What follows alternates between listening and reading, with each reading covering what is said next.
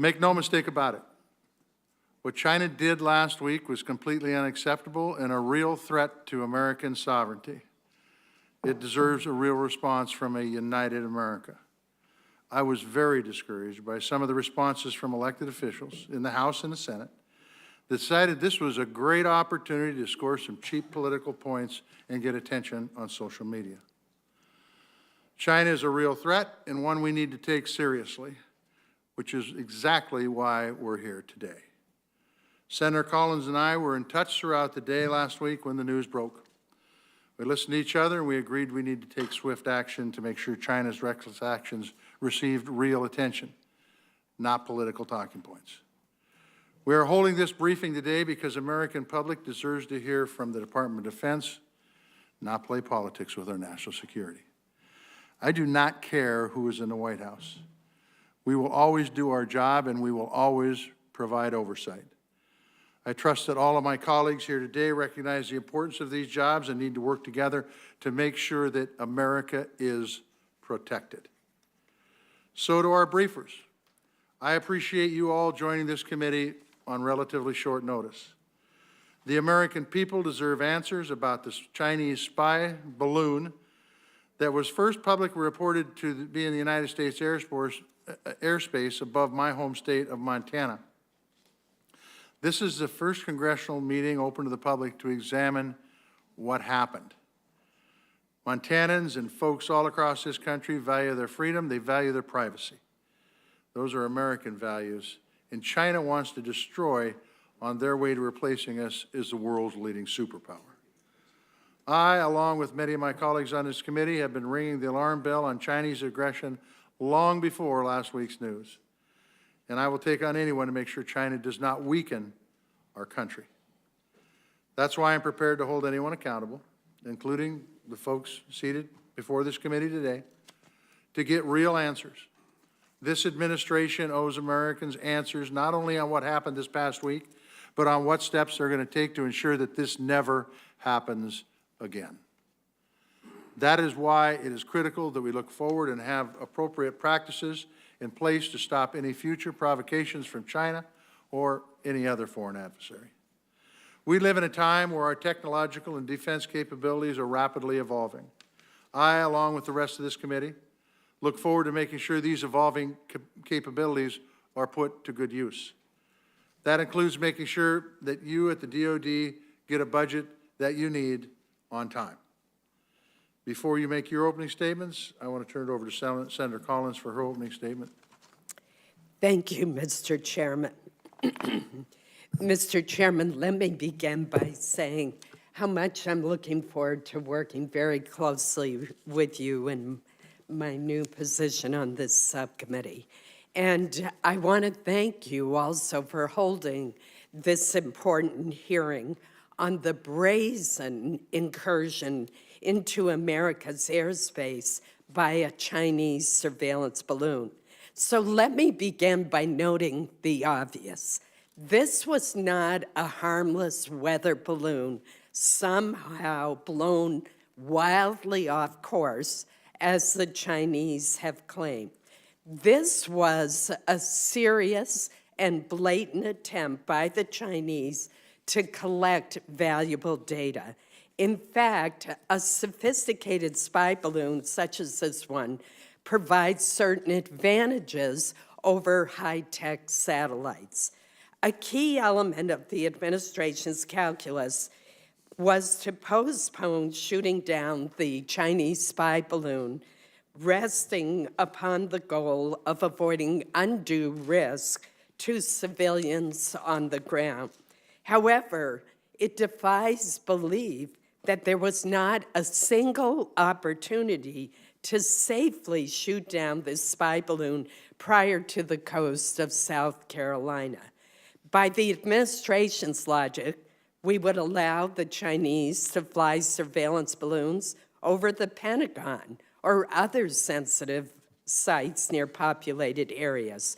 Obviously, every administration has an obligation to protect Americans on the ground, but also to defend U.S. airspace against incursions by known foreign surveillance aircraft. A related question involves the timeline for destroying the spy balloon. NORAD was tracking the balloon as it violated U.S. airspace over Alaska on January 28th. Yet deliberations with the president to shoot down the balloon apparently did not occur until 2 or 3 days later when it approached the lower 48 states. As the senator from Alaska would tell us all, Alaskan airspace is American airspace, period. This balloon could have been shot down, it seems to me, over remote areas in Alaska or our territorial waters surrounding Alaska. The best way to avoid conflict with China is for President Xi and the Chinese Communist Party to have no doubt regarding the resolve of the U.S. government to defend our territory and our interests. As the Secretary of State has said repeatedly, this incursion violated American sovereignty and international law. In my judgment, U.S. deterrence was weakened when the spy balloon was permitted to traverse Alaska and several other states, including hovering over sensitive military bases and assets. Finally, I share the concerns that the chairman has raised, that there was not a consistent answer. There was also not good communication between the administration and this committee. This incident highlights the ongoing and increasingly blatant threat to the United States posed by the People's Republic of China, which is a pacing threat not just for today, but for the foreseeable future. Ultimately, our subcommittee is responsible for making sure that the Department of Defense has the resources needed to keep America safe. Regarding previous balloons, it's alarming that NORAD and NORTHCOM were apparently unaware of these incidents in real time. That exposes questions about whether there are unacceptable gaps in the military's ability to detect and address potential airborne threats. I look forward to hearing the testimony today and to better understanding how the department handled this surveillance and how it will handle future violations of U.S. airspace. Thank you, Mr. Chairman. Thank you, Vice Chair Collins, for those comments. We have 4 folks in front of us today. We have the Honorable Melissa Dalton, who is Assistant Secretary of Defense for Homeland Defense and Hemispheric Affairs. We have Jedediah Royal, who's a Principal Deputy Assistant Secretary of Defense for Indo-Pacific Security Affairs. We have Lieutenant General Douglas Sims II, who is Director for Operations for Joint Staff J3. And we have Vice Admiral Sarah Joyner, who's Director of Force Structure, Resources, and Assessments, Joint Staff J8. Opening statements will be made by Melissa Dalton and by General Sims. Melissa Dalton, you may start. Good morning, Chairman Tester, Vice Chair Collins, and subcommittee members. Thank you for convening this important roundtable this morning. I know that the recent events surrounding the PRC's high-altitude surveillance balloon have directly affected a number of your states. I wanted to provide you with a brief overview of events before turning over to my colleagues and answering any questions that you have. The balloon entered our U.S. Air Defense Identification Zone and then airspace over Alaska on Saturday, January 28th. It was over Alaska for a short period of time and then flew over Canada. We continued to track and assess the balloon, learning more about the PRC's capabilities and tradecraft. On Tuesday, January 31st, the balloon entered U.S. continental airspace. We were able to protect against PRC intelligence collection, which was straightforward since we knew where the balloon was. The President was briefed that same day, and through National Security Advisor Jake Sullivan, directed the U.S. military to refine and present options to shoot the balloon down. The military recommended taking the balloon down over water. Waiting to do so had 3 benefits. First, it gave us additional time to observe the balloon, again, assessing the PRC's capabilities and tradecraft. Simultaneously, we protected against intelligence collection, which again was relatively straightforward since we knew where the balloon was. Second, this allowed us to refine options and decrease the risk of debris causing harm to civilians. Please bear in mind, the balloon itself was 200 feet tall with a jetliner-size payload. We consulted with NASA, who analyzed and assessed the potential debris field that the balloon would create based on trajectory, weather, and the estimated payload. And third, waiting to shoot the balloon down over water improved our prospects at recovery, which are ongoing. Throughout Wednesday and Thursday, we continued to track the balloon, and then on Friday, February 3rd, President Biden was briefed on the execution of a plan to shoot down the balloon once over water. This plan included the air assets that we would use to take down the balloon, as well as the joint forces we would use to recover it. He approved the plan, and throughout that night, National Security staff and the Department of Defense, including Joint Staff personnel, worked to ensure this mission was successfully executed. Throughout the night, as the President had requested, National Security Advisor Sullivan provided him with regular updates. Saturday morning, February 4th, President Biden spoke with Secretary Austin multiple times about the mission, and it was completed, as you are aware, on Saturday afternoon when the balloon was shot down and crashed in the ocean roughly 6 miles off the coast of South Carolina in our territorial waters. Due to rough seas, debris collection began on February 5th. The USS Carter Hall is collecting debris in and around where the balloon came down. The USNS Pathfinder is using sonar to map the ocean floor and search for debris. The Coast Guard is ensuring that the area is kept safe for both the public and our military personnel. The PRC is DoD's pacing challenge, and the PRC's irresponsible actions were visible for the American people and all of the world to see. Ultimately, we were able to collect intelligence from the balloon, we are recovering its contents, and we sent a clear message to the PRC that activity such as this is unacceptable. PDASU Jed Royal is here today to answer any questions you have about U.S. communications with the PRC and Indo-Pacific affairs. We thank you again for convening this morning's roundtable, and I look forward to answering your questions.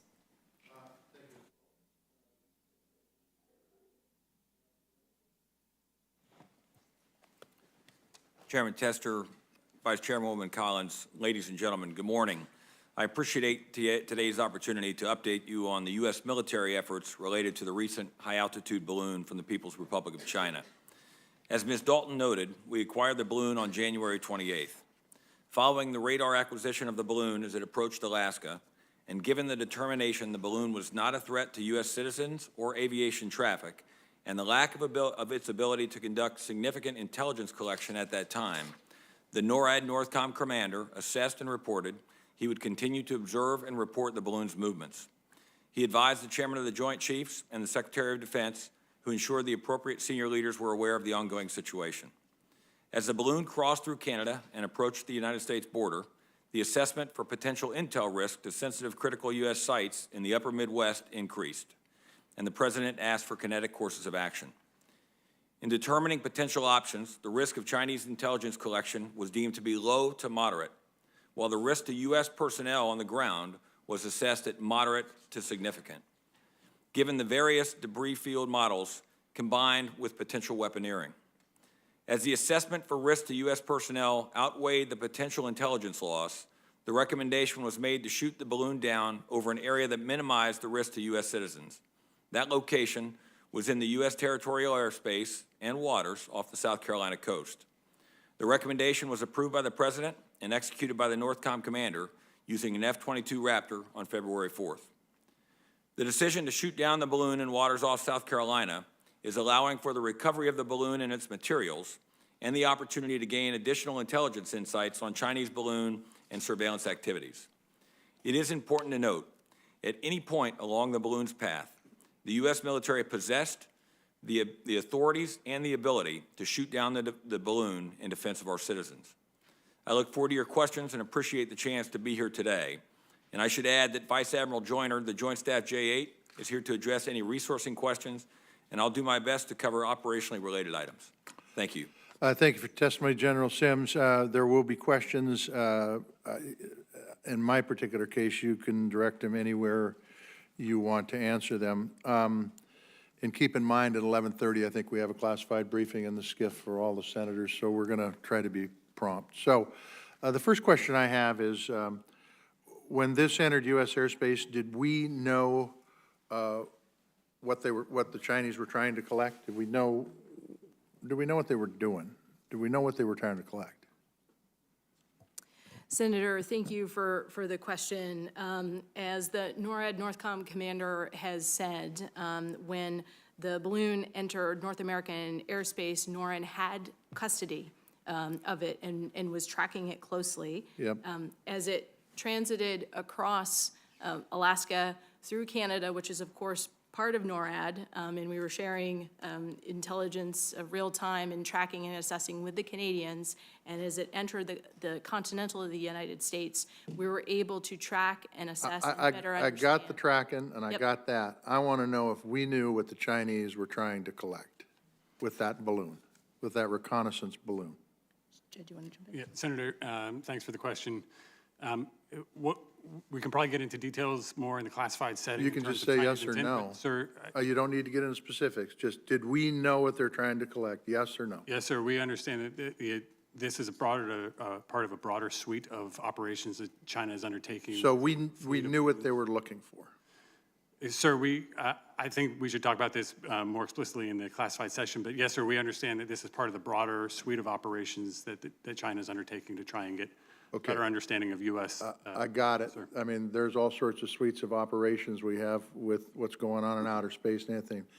But the question is, did we know what that balloon was trying to gather? Do we know what information it was trying to gather from the United States? It didn't fly over us by accident. It was intentional. Do we know what the Chinese Communist government was looking for? Senator, we have some very good guesses about that, and we are learning more as we exploit the contents of the balloon and the payload itself. Okay, so it has been brought to the attention, not in classified session, but through the news, that this isn't the first time this has happened. This has happened several times before. My question is if we waited to shoot this one down over water, why didn't we shoot the last ones down over water? Senator, I'll take that question. We are learning more about the balloon program. We are more aware of this balloon program in recent months than we have been in the past. So, Senator, I think that our assessments are maturing about the intent behind these balloons and the operational activity. So let me get this right. I put a lot of faith into the military leadership. I've met with a lot of generals and their top flight folks, including the ones here, and admirals. I put faith in them because I believe they know the issue better than I do, okay? So the real question here is that if we had an incursion before and we shot this one down when it hit water, why didn't we shoot the previous ones down and gather intelligence from those so we knew what was going to happen? And by the way, this is going to happen again. And so why haven't we, either this is no big deal in the military's eyes, and I don't think you're going to say that, or there's not a consistent plan on how to deal with them. Senator, Talk to me.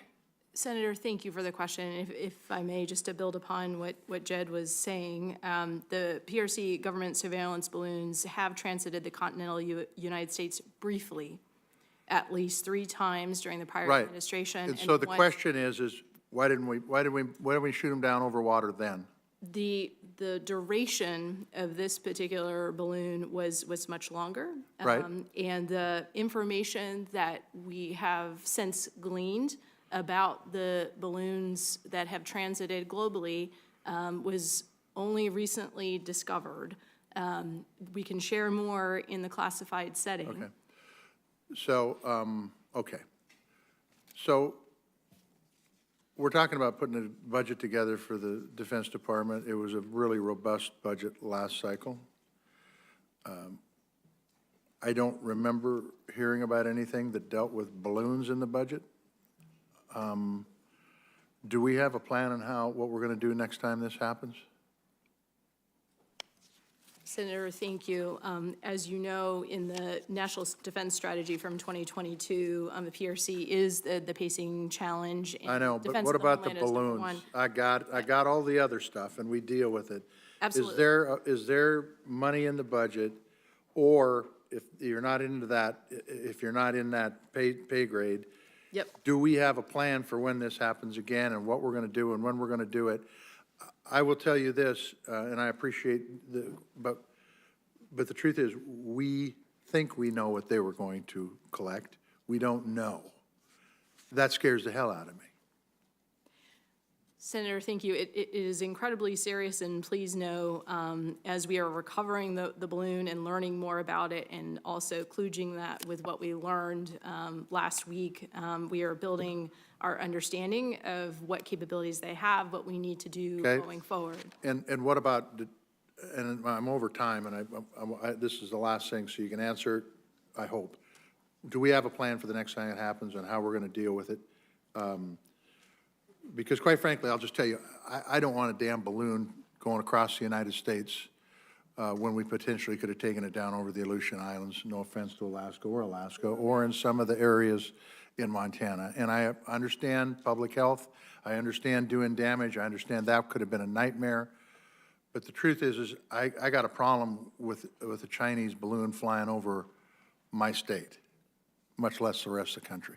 Senator, absolutely. We sent a very clear message to the PRC when we shot it down in our sovereign airspace, in our sovereign waters, that has established that deterrent line.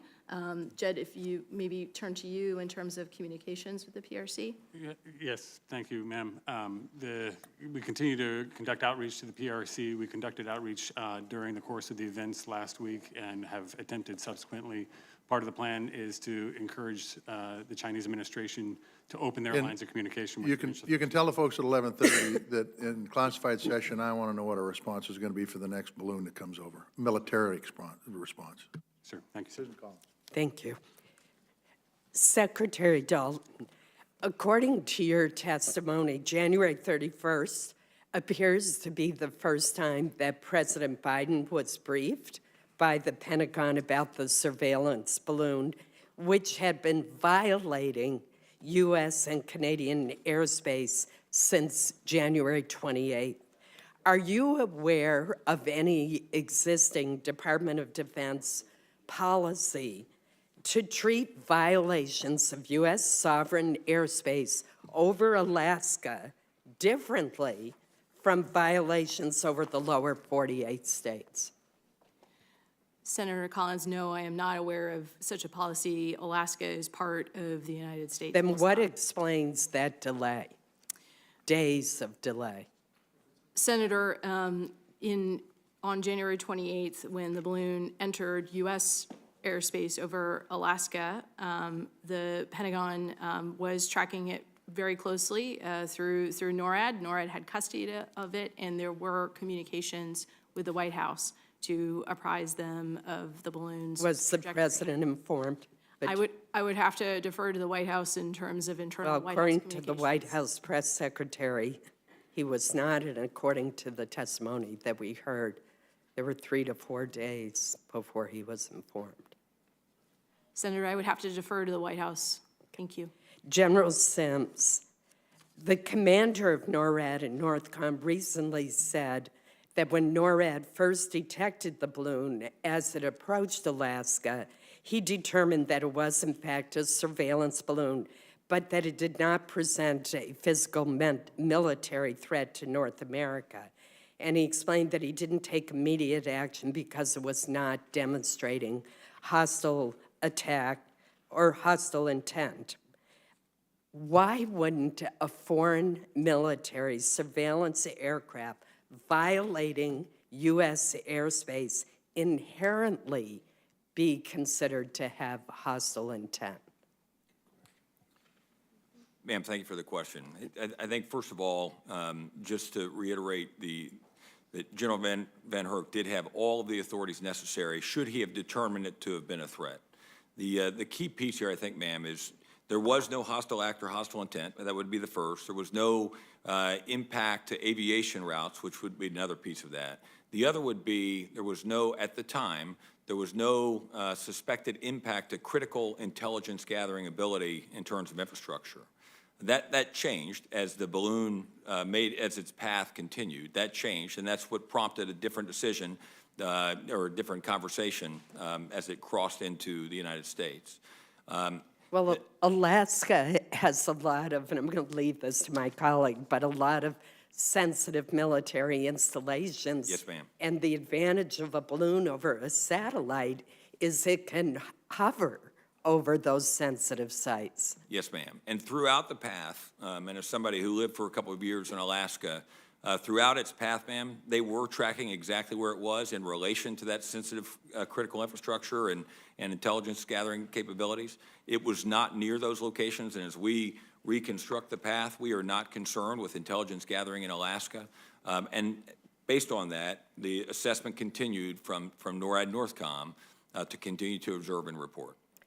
Well, it seems to me when you have a craft that's violating international airspace and you have sensitive military installations, whether they're in Hawaii or Alaska or the lower 48, we should treat it the same. Could you help educate the committee and the public on why China is using balloons and what benefits do they offer over satellites or other intelligence gathering platforms? Ma'am, I don't have a light on here. I don't know if... You still have 40 seconds. Yes, ma'am. Ma'am, thank you. Ma'am, I think what we've learned is that there are some advantages. It can loiter, but what we think they gained was really very minor in comparison to what we think we can gain with low Earth orbiting. And that went into the conversation as everybody was working through the risk. And as I mentioned earlier, we deemed that risk as it moved from Alaska towards the lower 48. We deemed that risk to change a little. And we also knew that we had the ability to mitigate that risk. And we'll be able to talk to that further in the session following. But just to end, former Air Force General Charlie Moore, who is Deputy Commander of Cyber Command, just has pointed out that if you have a balloon that's moving extremely slowly, you have a persistence that you can't get from a satellite. Senator, if I may, just to add, because we knew where the balloon was tracking, we took measures to protect those sites per established protocols. That included sensitive communications and covering up certain facilities. Thank you. Thank you, Senator Collins. Next, we have the Chair of the Full Appropriations Committee, Senator Murray. Well, thank you very much, Senator Tester, for holding this briefing. And I just want to say that the Appropriations Committee is really lucky to have you at the helm here on the Defense Subcommittee, and I look forward to working with you and Senator Collins in this Congress. I want to start off by echoing what Senator Tester said earlier, and I will tell you as Chair of the Appropriations Committee, I appreciate all of you coming before us today, but on issues such as this, especially for senators whose states were affected, I expect this administration to be timely and straightforward with information. And more broadly, as Chair, along with Vice Chair Collins, I further expect a very robust dialogue with the administration, including the Pentagon and the Joint Chiefs, and through that dialogue, it is my priority to have information shared in a timely fashion to make sure that all the members of this Appropriations Committee have a solid handle on matters impacting this committee and this country. So I want to make sure you all knew that before we started questioning. Let me ask you, one of the aspects of this situation that really concerns me is when you became aware that the surveillance balloon had entered our airspace. It seems to me it is critical we are immediately identifying when something like this balloon is approaching or has crossed into the United States so we can act quickly and appropriately. And that is, of course, especially important for states on the West Coast, many on this committee, who could be the first impacted by these threats. So I want to know, as you tracked this balloon approaching over Alaska, when did you determine the threat, and did you have constant surveillance for the entire time it was in the U.S. and Canadian airspace? Senator, thank you very much for your question, and it is absolutely our intent to provide timely information to this subcommittee and to Congress as a whole. On Saturday, January 28th, we tracked through NORAD that the balloon was entering U.S. Air Defense Identification Zone and U.S. airspace in Alaska. And from there, NORAD had custody, and we were tracking it across the... Did you have constant surveillance at the entire time of the balloon was? Yes, coming Senator. across? Okay. Let me ask you, do you think there's any need for additional systems or investments to protect against these high-altitude surveillance threats? Senator, thank you. I'm happy to start there and perhaps can turn to Vice Admiral Joyner as well. As General Van Herk has mentioned, the department continues to be acutely aware of the need to enhance persistent surveillance of the aerospace and maritime approaches to North America. To that end, we are working closely with our Canadian allies to modernize NORAD surveillance capabilities paced to the current and future geopolitical environment. In the near term, we are taking steps with Canada to augment the existing North Warning System, including development of a new system of sensors called Crossbow that will enhance NORAD's ability to detect approaching airborne threats. Longer-term modernization efforts include, but are not limited to, the construction of the over-the-horizon radars in both the United States and Canada to augment the existing North Warning System and enhance NORAD's ability to perform its aerospace warning, control, and maritime warning missions. Vice Admiral Joyner? Senator, we continue to modernize the existing systems that we have, so that's been an effort that's been ongoing in conjunction with this committee. In 23, significant investments in both the space architecture, which we think is key for future monitoring and understanding of our environment, both within the United States, overseas, and abroad. So, and then undersea as well, investments have been made as well to counter other threats. In integrated air and cruise missile defense, the committees and the Congress directed us to put forward an acquisition lead, and Air Force is now the acquisition lead for that effort. They're moving forward out on that mission. Army has the counter-UAS, and then the overall systems and the modernization of the over-the-horizon radars will enhance our ability to look long range and give us persistent forward look in partnership with our northern neighbors, NORAD, NORTHCOM. So the modernization is important. The existing systems can meet our needs. We continue to maintain and invest in maintaining those systems as we modernize. Well, it is really important that we all have a real clear handle on incidents like this and full situational awareness over West Coast states or the Pacific. So I know we're in open session today, but I hope all of you can brief me and my office separately on the ability and capability to make sure we can adequately identify and determine threats before they are over the U.S. territory. And let me just say this, this incident is greatly concerning to me, not just because of the breach of our airspace, but what it signals about our relationship with China, the strength of our diplomacy, and really the state of our domestic capabilities. This Appropriations Committee is going to be taking a very serious look at our approach to our relationship with China, and I look forward to working with Senator Collins and with our colleagues here on this subcommittee and others on that. Thank you, Mr. Chairman. Thank you, Senator Murray. Senator from Alaska, Senator Murkowski. Thank you, Mr. Chairman, and I appreciate that you and the Vice Chair have called this meeting so timely. As an Alaskan, I am so angry. I want to use other words, but I'm not going to. The fact of the matter is, Alaska is the first line of defense for America, right?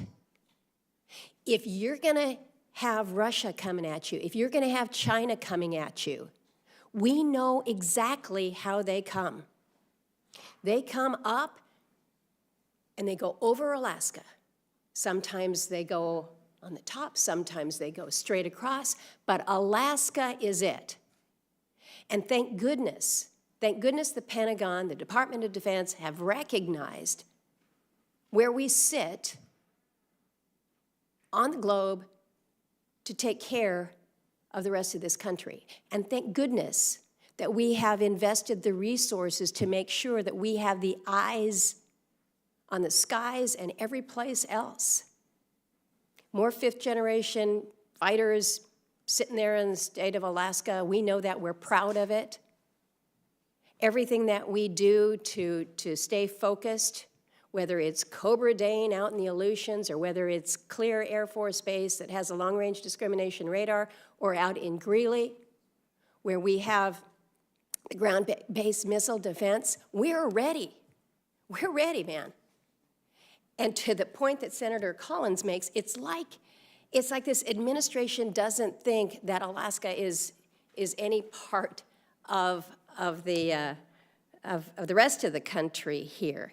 To get to the United States, you've got to come through Alaska. So when we see it first, as we did, as we all knew, and as you have suggested, Mr. Royal, I think you suggested, we knew when we first got eyes on this, that this balloon was not a weather station. This was not collecting weather information. We knew that. And so think about it from Alaska's perspective. You said, Ms. Dalton, that the clear message here, we sent a clear message to the PRC when we shot this down in our sovereign waters. Seems to me the clear message to China is we got free range in Alaska, because they're going to let us cruise over that until it gets to more sensitive areas. Tell me where the sensitive areas are. Alaskans have stepped up willingly and support our military. But when we're talking about the sovereign waters and the sovereign territories of this country, Alaska is part of that. So I know we're going to have an opportunity for more information in the classified brief. I've already received one, and it was pretty thorough. And I think that the American public deserve more than they have seen in terms of transparency about why this spy balloon was allowed to spend 2 days over our waters and over the state of Alaska, the state that is the guardian for everybody else. And you're saying that at that time, there was not a threat to Alaska citizens or assets that we have, and that the risk assessment rose later as it was coming into the rest of the lower 48 there. You know, at what point do we say a surveillance balloon, a spy balloon coming from China is a threat to our sovereignty? It should be the minute it crosses the line, and that line is Alaska. The question that I have, and I apologize that it's taken me this long to get to the question, but I'm really concerned about what we have identified as these data gaps. We know that we have seen balloons previous that were also the surveillance balloons. We didn't realize until later because we weren't able to do the analysis until later. This committee is the Appropriations Committee. If we need to spend the money to make sure that we don't have gaps in our own data, that what we see is clearly understood, we need to know how to fund that. So, Mr. Chairman, I'm over my time. I don't think we'll get the answers that we need here in this subcommittee, unfortunately. We're going to have to get them in closed hearing, but I think people in this country deserve to know why the state that is the first line of defense was not able to keep the rest of the country from being more vulnerable when it came to collection of intelligence as it flew over important installations. Thank you, Senator Murkowski. The Senator from Hawaii, Senator Schatz. Thank you, Mr. Chairman. Thank you, Vice Chair. In terms of the sovereignty of our airspace, is there any distinction between non-contiguous states and the continental United States? No, Senator, there is not. In terms of the sovereignty of our airspace, is there any distinction to be made in terms of international law between a brief flyover and a lingering flyover? Senator, the basis for us to shoot down the balloon where we did had a strong grounding in both domestic and international law. Yeah, I'm just trying to figure out whether if they had been, you know, let's say they just clipped the corner of the Florida Peninsula, like let's say they just, you know, go over Hawaii for 10 minutes, isn't that still a violation of international law? Isn't that still a violation of our airspace? And doesn't it merit the same kinetic action that was taken? It is still a violation of our airspace. Is DoD policy changing in this space?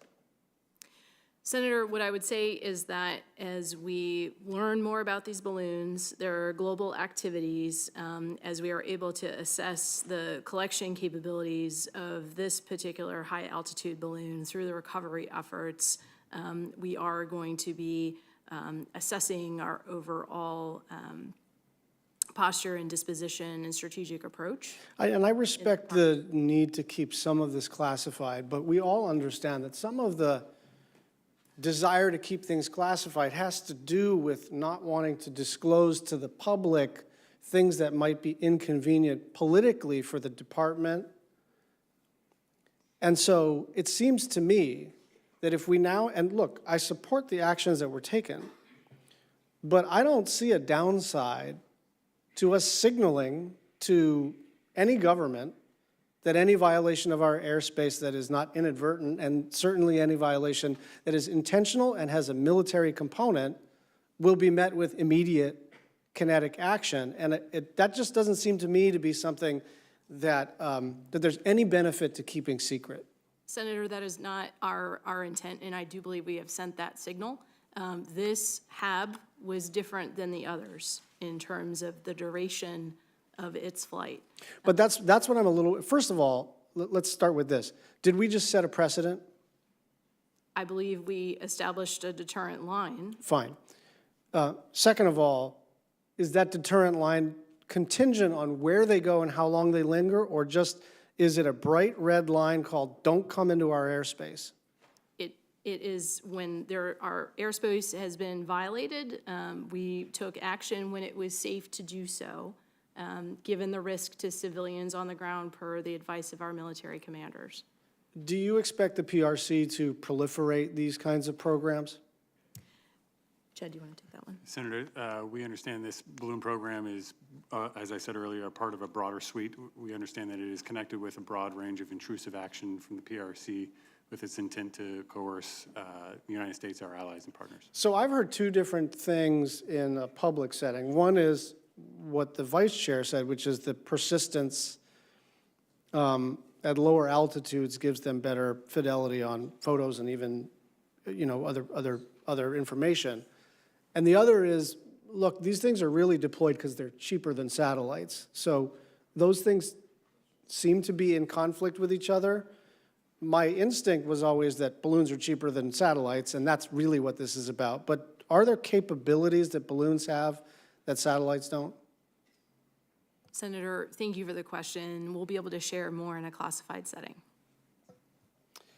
And when will the damage assessment be completed?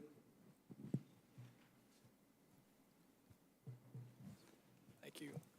So that's ongoing now. We continue to recover. We recover pieces each day. I think we're thinking days to weeks in terms of everything, but it does continue in conjunction with the FBI.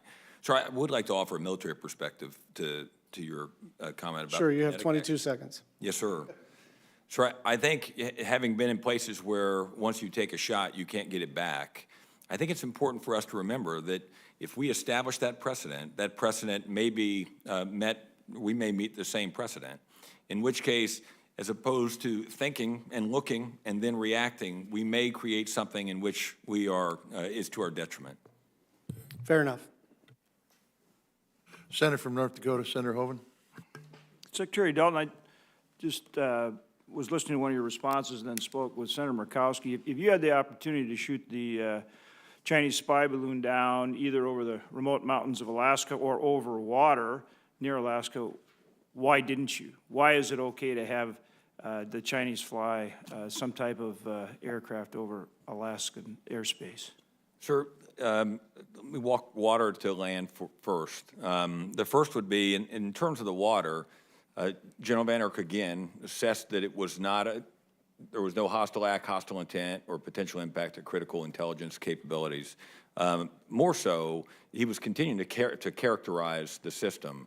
And it's for us now, looking back, there is an assertion that we were absolutely certain that it was, in fact, conducting surveillance or intended to go in a certain space, and we'll talk more about that in the next session.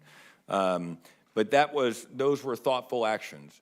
The other piece I would add, over the land of Alaska, sir, we spend a lot of time, as you know, determining where we will take a shot in combat when we're fighting people who are fighting against us. And we work our way to a near zero probability of collateral damage when we take that shot. Although Alaska is in places not as inhabited as other places, it is inhabited. And at that time, we didn't understand through the modeling, if we shot that, what it would do on the ground. Ultimately, it came back to maybe a 20-mile by 20-mile piece of ground. And without being able to clear that, we wouldn't do that in combat, sir. And I think in this case, we certainly didn't want to take that chance with Alaskans or any other Americans throughout the flight path. So we created a situation now where our adversaries are going to kind of try to figure out what they can and can't fly over our airspace. Well, maybe a balloon. What are they going to try next? UAV, UAS? Or, I mean, is that where we're at now? They're going to all try to figure, I mean, the Russians test our airspace all the time and use scramble fighters to interdict them because you're saying nothing can fly over our airspace. That's sovereign airspace. So now we're in a new day where our adversaries get to try to figure out what you're going to let fly over and what you're not? No, sir. So I think, and kind of back to Senator Tester's earlier comment, I would say, first of all, we are certainly grateful for the support from this committee and for your trust, sir. I would tell you that throughout this, General Van Erck and the men and women who were serving under him had American safety in mind throughout. And at any moment, had it presented some sort of intent to hurt Americans, they would have taken that balloon out of the sky. It would have happened. I would tell you that is the same should something else happen. General Van Erck, the rest of the military stands ready, whatever threats come. But we do expect that they will assess and report. And in this case, sir, he assessed and reported based on the intent and based on where it was at the time. So there's some things they can fly over or near Hawaii. There's some things they can fly over Alaska, but maybe not over California or possibly over Montana or North Dakota. It's just kind of, you decide based on the circumstance. Doesn't that create a situation where our adversaries are going to test what you think can and can't fly over different or proximity to different parts of the country on a regular basis? Senator? And is that good? How are you going to prevent that kind of thing from now being tested, even more than you already are? And you're going to be are you going to start making subjective decisions about different types of aircraft and what proximity and where they can fly, what states they can and can't fly over, or Guam, or, pick a spot? This is where it seems to me we're getting into a dangerous place in terms of how this was handled. Senator, if I may, this flight was different than all the rest, and that's why we took the action that we did. To the question of building upon General Sims' notes about why we didn't take it down over Alaska, a key piece of this is the recovery. For us to be able to exploit and understand this balloon and its capabilities fully, if we had taken it down over the state of Alaska, which is part of the United States, it would have been a very different recovery operation. As Senator Murkowski knows, the water depths offshore, the Aleutians, at 6+ nautical miles go very quickly from about 150 feet to over 18,000 feet near the Bering Sea. The winter water temperatures in the Bering Sea hover consistently in the low 30s, which would make recovery and salvage operations very dangerous. Additionally, the northern portion of the Bering Sea has ice cover, which can be extremely dangerous, which would induce additional risk. So again, a key part of the calculus for this operation was the ability to salvage, understand, and exploit the capabilities of the high-altitude balloon, and we look forward to sharing that with you in a classified session and also openly as we learn more. With the indulgence of the chairman, just finishing up here, those are the kind of things I think are important. People want to understand that. People support our men and women in uniform. We appreciate what you do. We owe you our lives, and we are deeply thankful for that. But Americans don't understand this situation, and so they need to understand why the decisions were made that were made, and whether or not that is what is best for national security. And just the final quick question is, could that balloon not be forced down some way other than shooting it down? Obviously, we have aircraft that can exceed that altitude. And so just a final question, couldn't that have been forced down some way rather than shooting it down, which would have, in a lot of ways, been better? You avoid the risk to people on the ground and you get it intact. Yes, sir. Sir, and we'll talk in the next session, I believe, about some thoughts. We didn't have the ability to capture the balloon or bring the balloon down with a particular munition that we thought would make it less dangerous. And quite frankly, we didn't know where it would go if we were to somehow impact its flight path at that point in terms of our ability to control it and what it would do if it hit the ground. But that's a great question, sir, and I think we'll address that greater in the next session. Thank you. Yeah, so Secretary Blinken canceled a planned trip to Beijing over this incident. The Chinese lost their balloon that nobody believed was a weather balloon, as the Chinese publicly stated. Is in your estimation that this was an error by the Chinese government, or was this planned? Senator, we're continuing to make assessments on the Chinese intent for this specific operation, and we'll have further to share in the classified setting along the specific intent. I think it would be false to try to characterize this operation as purely a mistake. My understanding, sir, is that this is consistent with a broader set of actions China's undertaking to intrude our sovereign territory and those of our allies and partners. So, generally speaking, as this balloon went over Alaska, Canada, and the United States, who got the most information out of this, the Chinese or us? Sir, I don't have a judgment or evaluation to pass along those lines for you right now. I do believe that the United States collection on this particular balloon and on the broader program is ongoing and is significant. Okay. Senator Hoeven said something that is true not only for the American people, it's true for us. We don't understand.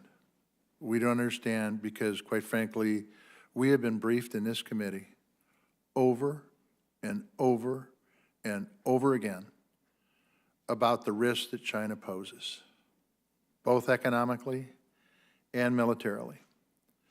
We know for a fact, going back to Senator Schatz's comments, that there have been brief incursions on our airspace.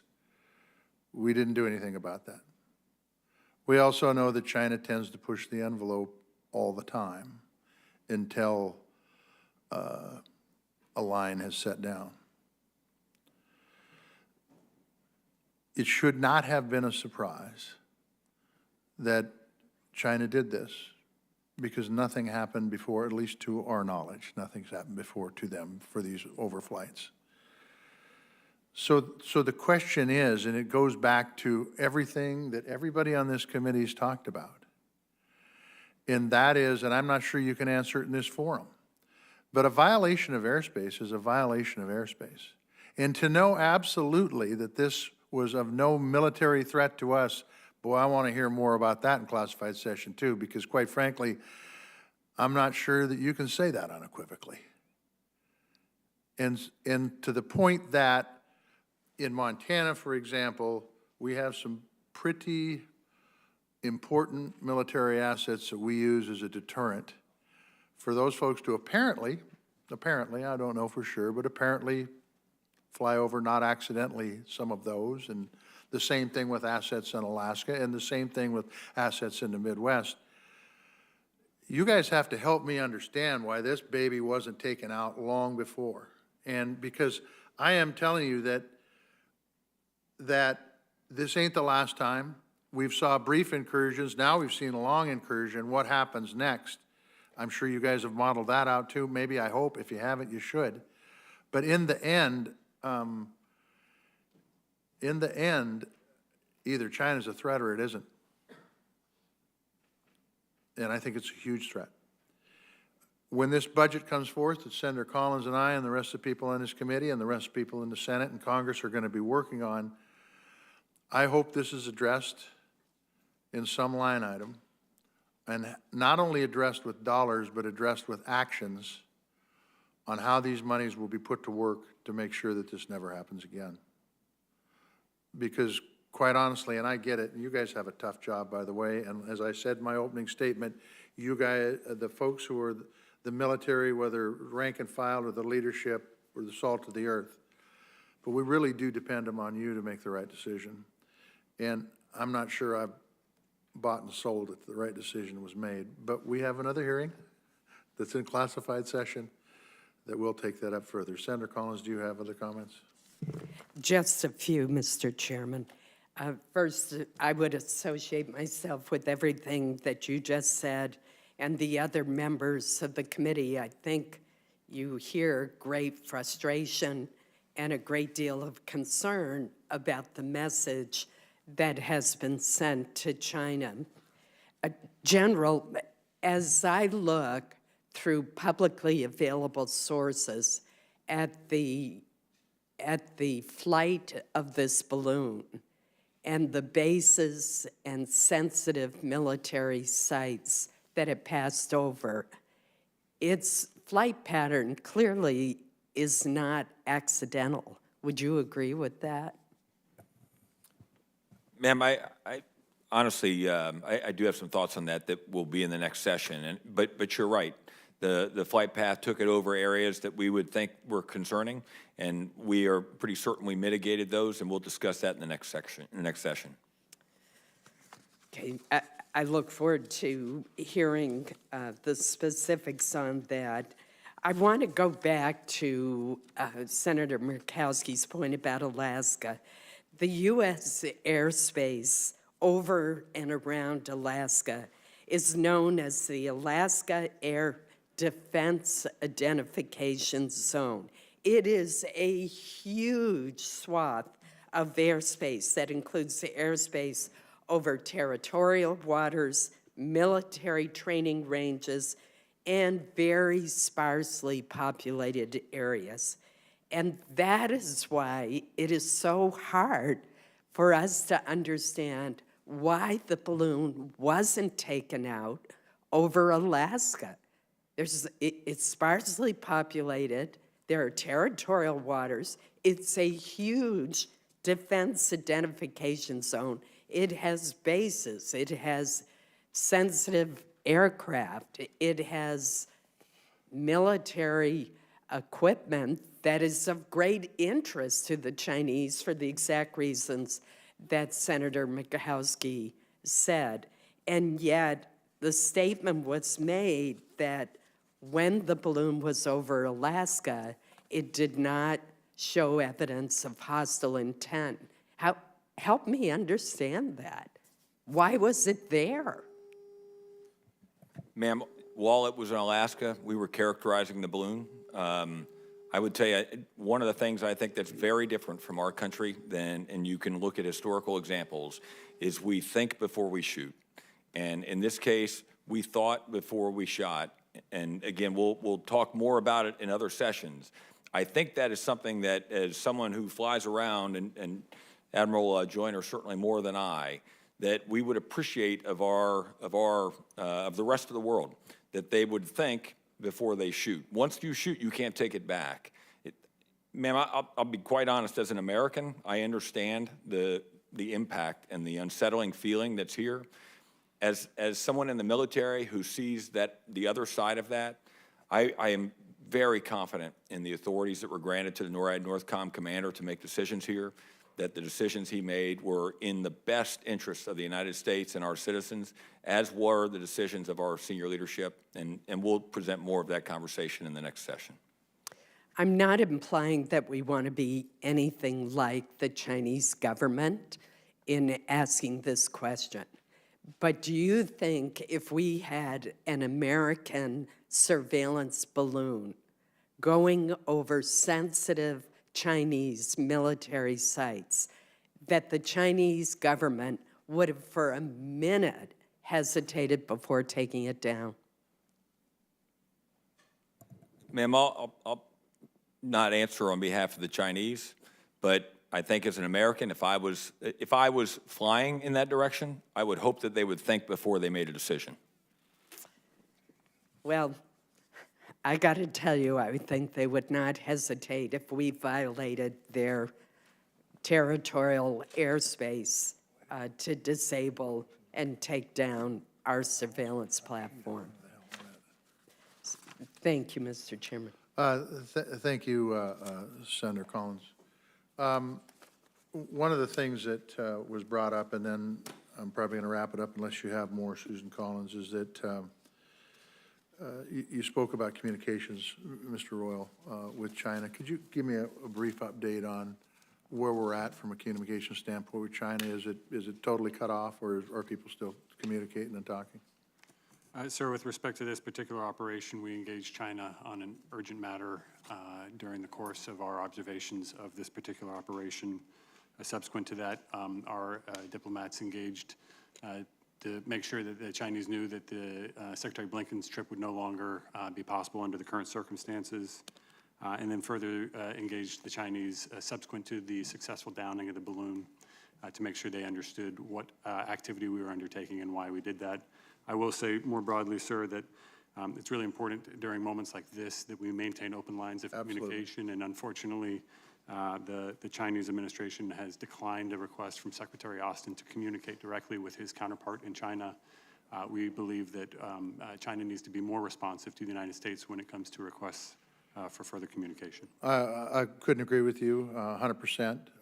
And the fact is, they're the ones that violated our airspace, and they should be open to communications because it was a serious violation, and thinking everybody's opinion. We appreciate you all being here today. We appreciate your answering the questions and your testimony. I think this was helpful as an initial conversation, but I will tell you that knowing Susan Collins very well, oversight isn't going to stop here. We've got important responsibilities in that vein, and we will continue to do that, whether it's on Chinese threats to our airspace or any other thing that deals with the Department of Defense. And so with that, thank you for the work you guys do every day. This Defense Subcommittee will reconvene on Tuesday, February 14th at 10 a.m. for a classified briefing to discuss other Chinese threats to the U.S. homeland. Thank you all, and we stand in recess.